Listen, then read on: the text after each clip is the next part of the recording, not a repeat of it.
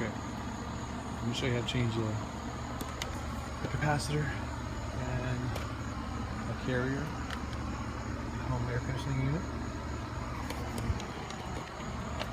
It's not running. It's actually a make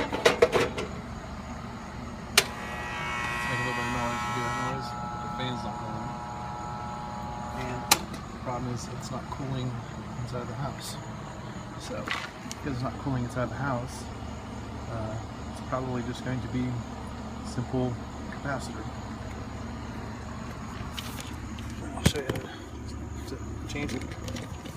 Make sure the power is switched off. Breaker, which I've done already. That. Adjust my camera here.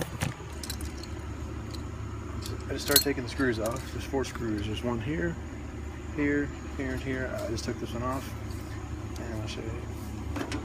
Take the electrical panel off. Be sure you always turn the power off. Be careful because there's still a little bit of voltage in there with 24 volts from your because of your thermostat.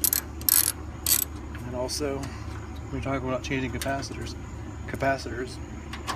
have the ability to store voltage, and these capacitors are 440 volts. So when you think about 440 volts, your house is considered 110. A double circuit is 220.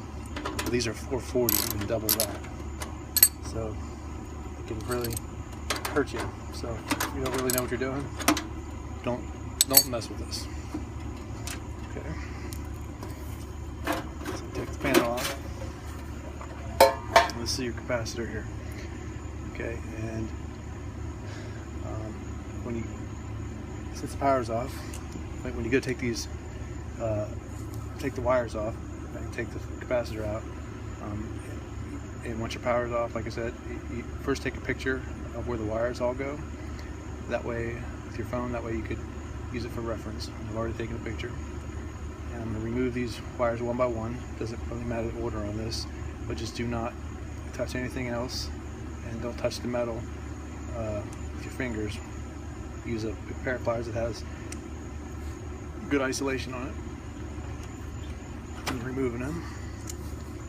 Make sure they don't flip back and hit the stuff. And don't touch the housing. It can arc on the housing if there's any voltage in there, so be very careful.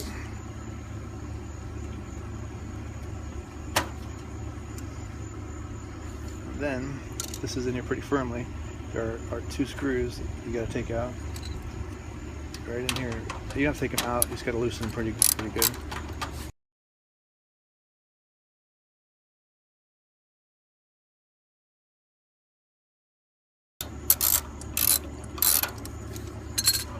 Push from the bottom upwards. They'll start coming out. Do not touch those leads. It's not coming out real easy. Go ahead and loosen it up more.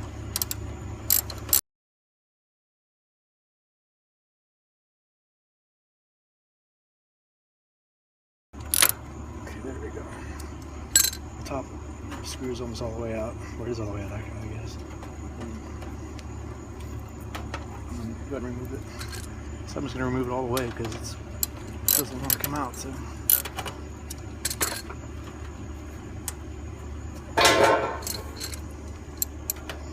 just hold on to it so it doesn't fall and hit something.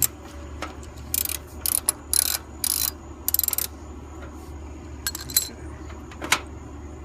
Now I've got it. Screws, you just take it out. Interesting. It's like this one was crushed by something. Wasn't working. Okay, so I've got a new one, and what you want to do on them is make sure that your voltage is right. Like this one's rated at 440, and make sure that the microfarads MFD is correct. It should be 30 and 50 on these particular units, and they are. Got the same one here, 30 and 50. Although it's a different size, it's the same size diameter, it's just a little shallower.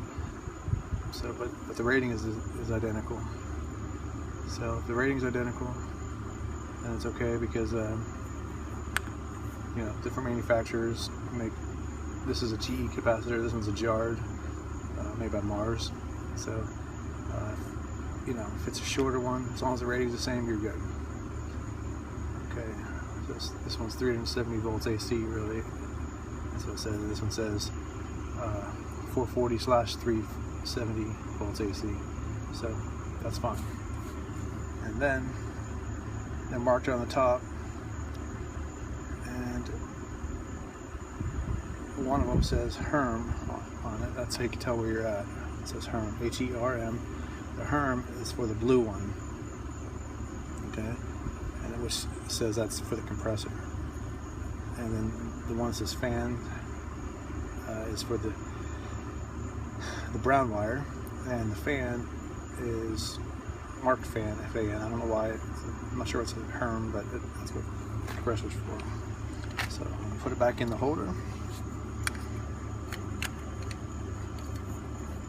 and make sure that the HERM, H-E-R-M, is facing towards me. So when I put it in, I know which one it is. Once again, be careful, don't touch anything else, because you don't know if the capacitor has any charge on it.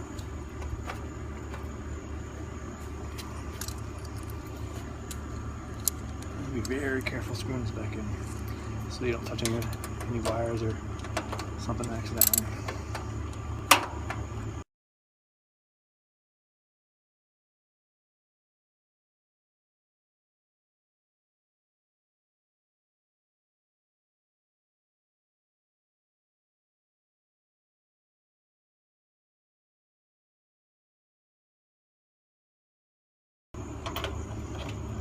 And let's snug them down.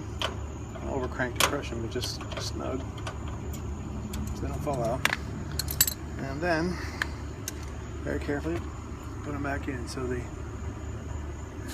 ATRM HERM is closest to you, which we know is the blue wire, and the fan, which is on the back side, is the brown wire. I'm going to start with the fan because it's on the back side. That way I don't have to get anything in the way. Just grab it, don't touch anything else, and push it right onto the terminal there. Okay. And do the yellow wires next. Here.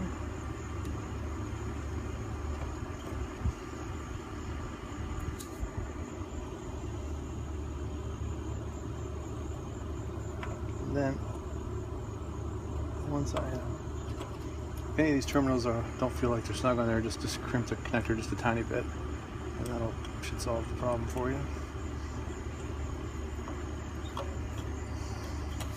Okay, now it's all hooked back up. All the wires are good. Before you put the panel back on, I'm going to flip it back on and test it. Now, on the inside of the house, I have a thermostat set a lot cooler than the house is, so I know that's going to kick on. And sometimes it takes a couple minutes for them to turn on once you plug the thermostat in, but since the thermostat's been on for a while, it should kick right back on just to turn the power back on. So, and I've got it set on fan on in the house, although that doesn't affect this fan. So as soon as I flip this power here, it should turn on. So flip the power and see if it's fixed. There we go, it's fixed. I'll turn it back off just until everything's running great, sounds great. And I'm just gonna put the panel back on, and that's all you have to do. And flip the power back on and enjoy the cold AC.